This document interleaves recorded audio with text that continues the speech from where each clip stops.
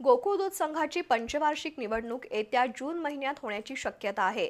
या निवडणुकीच्या पार्श्वभूमीवर राजकीय आरोप प्रत्यारोपांना चांगलीच उकळी फुटली आहे। यातच गर्जना संघटनेचे प्रकाश बेलवाडे यांनी संघातील अनियमित कारभारासंबंधी केलेल्या तक्रारींची दखल घेत पुणे विभागीय सहकार कार्यालयाकडून गोकुळ दूध संघाच्या कारभाराच्या चौकशीसाठी द्विसदस्यीय समिती स्थापन केली आहे। ही चौकशीची जबाबदारी सांगलीच्या 2 अधिकाऱ्यांकडे सोपवण्यात आली आहे। या शासन निर्णयामुळे संचालक मंडळात खळबळ उडाली आहे।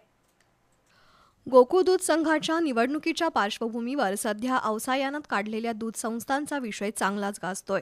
या वादग्रस्त दूध संस्थांवरून आरोप प्रत्यारोप आणि न्यायालयीन लढाई सुरू आहे।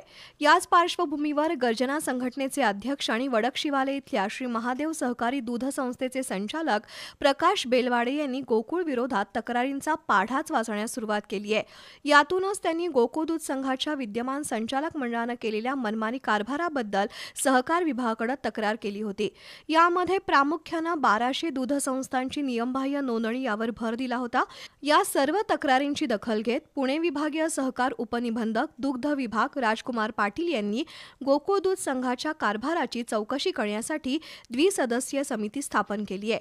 सांगली मिरजचे सहाय्यक सहकार निबंधक आणि पशुदुग्ध विभागाचे विशेष लेखापरीक्षक यांची नियुक्ती करण्यात आली आहे। या निर्णयामुळे संचालक मंडळात खळबळ उडाली आहे।